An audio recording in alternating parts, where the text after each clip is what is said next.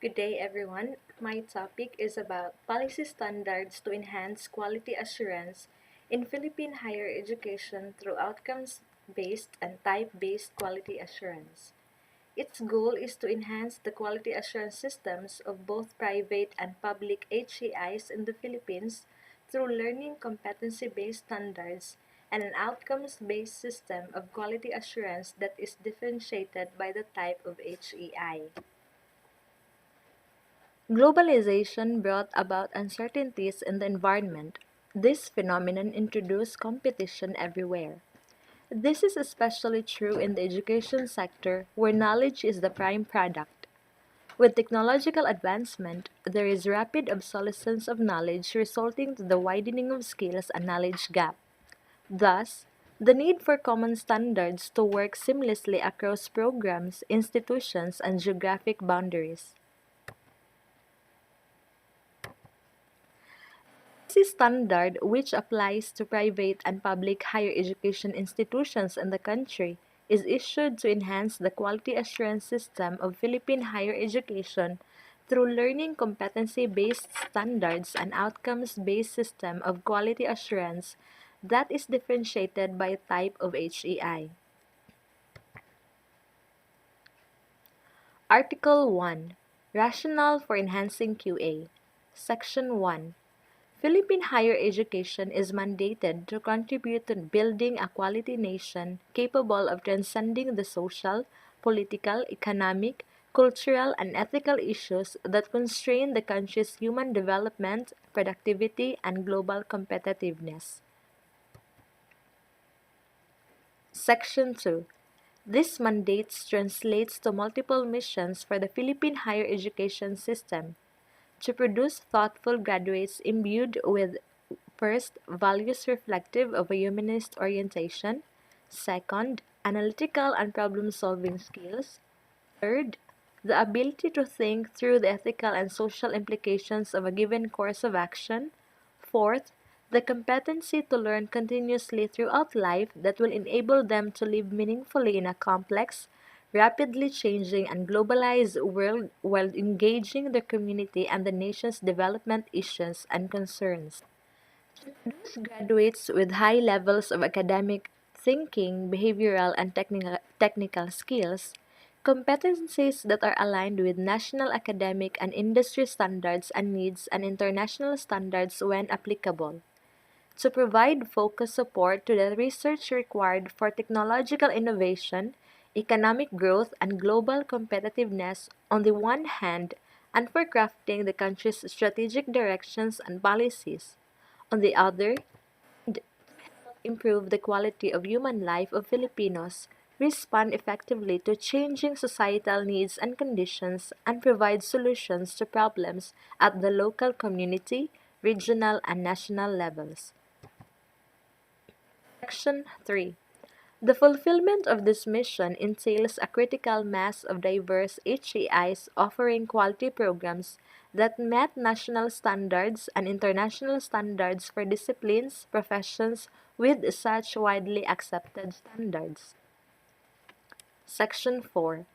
The importance of quality and quality assurance is highlighted by the urgent need to move significant populations of Filipinos out of poverty and to address local, regional, and national development concerns by educating quality leaders, thinkers, planners, researchers, technological innovators, entrepreneurs, and the much needed workforce to launch the national economy. Section 5. The focus on quality and non-quality assurance is underscored by the following.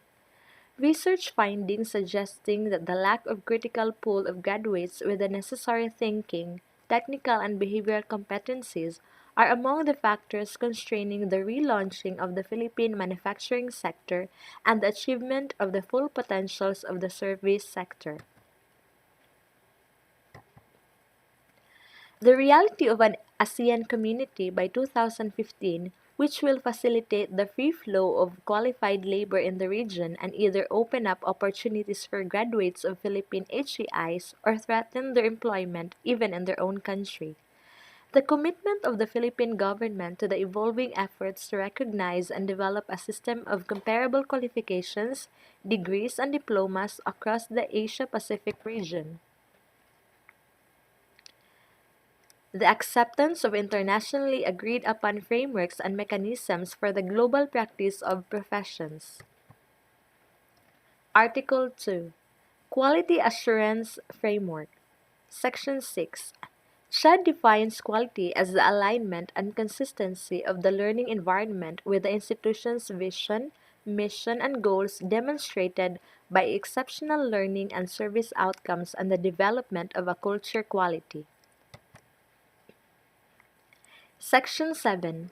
Quality assurance for CHED does not mean merely specifying the standards or specifications against which to measure or control quality. Rather, QA is about ensuring that there are mechanisms, procedures, and processes in place to ensure that the desired quality, however defined and measured, is delivered. Section 8. Any internal QA system begins with the HCI's identity and enters a quality cycle of planning, implementation, review, and enhancement. Section 9. QA can be carried out with the help of external agencies like CHED and the accrediting bodies. The role of CHED is to oversee a rational and cohesive system that promotes quality according to the typology of HEIs. Section 10. The overall CHED approach to AQ is developmental with the goal of helping the HCI develop a culture quality. CHED will work with institutions to assist them in strengthening their management of academic and administrative processes so that they are better able to achieve their quality goals and educational objectives. Here, the quality assurance framework for Philippine higher education, the QA approaches, outcomes-based and typology-based. So below outcomes-based are the program level and institutional level, and also the typology-based institutional level. So we have here the columns for mandatory and voluntary, private HCIs, government authorization, and for voluntary, private, and public HCIs, and the vertical typology. And we have the fitness for purpose, cultural quality, culture of quality, and excellence or exceptional. Article 3. Rationale for adopting competency-based learning standards and outcomes-based QA monitoring and evaluation. Section 11. The changing realities spurred by globalization underscore the shift in contemporary international education discourse from education to lifelong learning and from education as transmission to expert knowledge to education as building learner competencies, including learning how to learn. Section 12. Learning throughout life is the key in the globalized world of the 21st century to help the individuals adapt to the evolving requirements of the labor market and better master the changing time frames and rhythms of individual existence. Section 13. CHED is committed to developing competency-based learning standards that comply with existing international standards when applicable to achieve quality and enable an effective integration of the intellectual discipline, ethos, and values associated with liberal education. Section 14.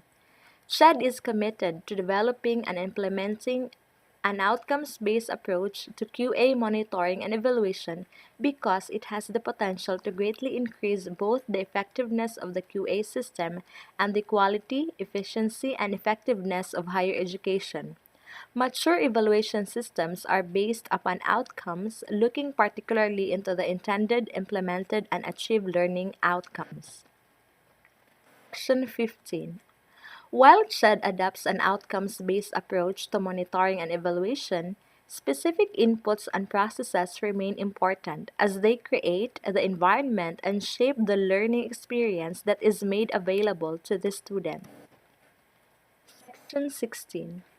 SHED adopts two different approaches to outcomes-based evaluation of programs and institutions. A direct assessment of educational outcomes with evaluation of the individual programs that led to those outcomes. In this approach, the program outcomes are largely measured against the policies, standards, and guidelines of the discipline. Audit of the quality systems of an institution to determine whether these are sufficiently robust and effective to ensure that all programs are well designed and deliver appropriate outcomes. Such an audit will not normally make direct judgments on academic programs, but it will consider program level evidence to the extent necessarily to establish that institutional systems are functioning properly.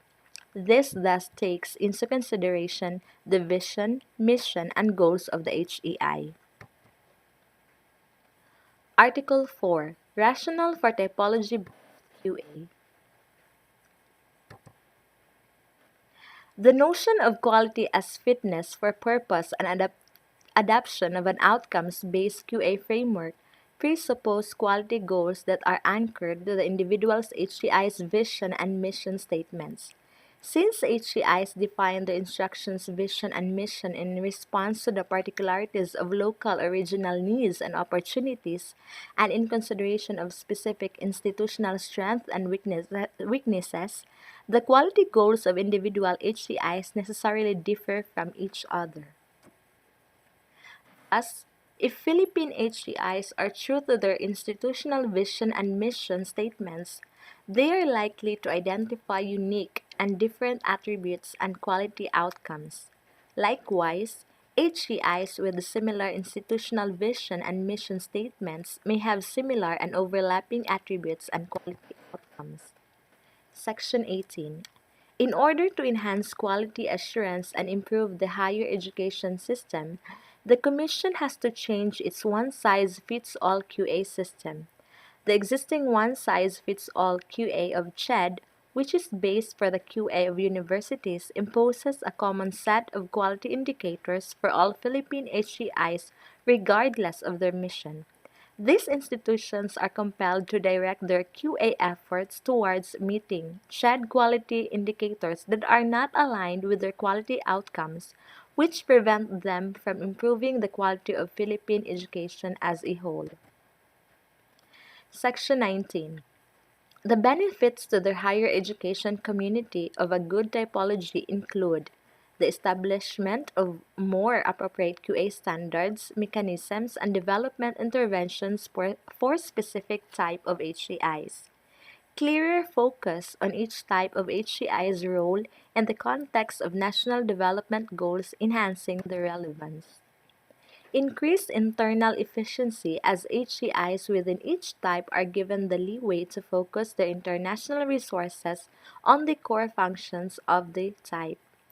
More focused energies to ensure that the HCI's programs are comparable to similar programs across the country and programs elsewhere in the region. Allow for more intensive intervention and development programs for priority areas targeted for each type. Eventually rationalize the number and distribution of different types of HCIs for the entire country, region, provinces, etc., thus improving the relevance and efficiency of the system as a whole. Section 20. For CHED and other concerned agencies, differentiating among types of HCIs would provide a more rational monitoring and evaluation system for quality assurance purposes. Rationalize support and incentives for HCIs based on mandate functions and operations for each type. Article 5. Adaptation of a horizontal typology of HCIs for QA. Section 21. For purposes of quality assurance, CHED adopts both a horizontal typology based on the functional differentiation of HCIs, their service to the nation, and a vertical typology within each horizontal type. Section 22. CHED's horizontal typology is sensitive to the various functions, organizational profiles, and constraints of existing HCIs in the Philippines. Each type is distinguished on a transparent set of distinguishing features and measurable indicators relevant to national development goals. In particular, HEIs may be differentiated functionally along the qualifications and corresponding competencies of their graduates, the nature of the degree of programs offered, qualifications of faculty members, the types of available learning resources and support structures available, and the nature of linkages and community outreach activities. Section 23. The horizontal typology is made up of three types of HCIs that are differentiated along the variables in Article 5, Section 22. Section 23.1. Professional institutions contribute to nation building by providing educational experiences to develop technical knowledge and skills at the graduate and undergraduate levels, which led to professional practice. Section 23.2. Colleges contribute nation building by providing educational experiences to develop adults who have the thinking, problem solving, decision making, communication, technical and social skills to participate in various types of employment, development activities, and public discourses, particularly in response to the needs of communities they serve. 23.3. Universities contribute to nation building by providing highly specialized educational experiences to train experts in the various technical and disciplinary areas, and by emphasizing the development of new knowledge is emphasized from the basic post-secondary academic programs through the doctoral programs. Thus, a research orientation is emphasized in the bachelor, master's, and doctoral degree programs. Universities contribute to nation building by producing experts, knowledge, and technological innovations that can be resources for long-term development processes in a globalized context. Article 6. Vertical Typology of HCIs. Section 24.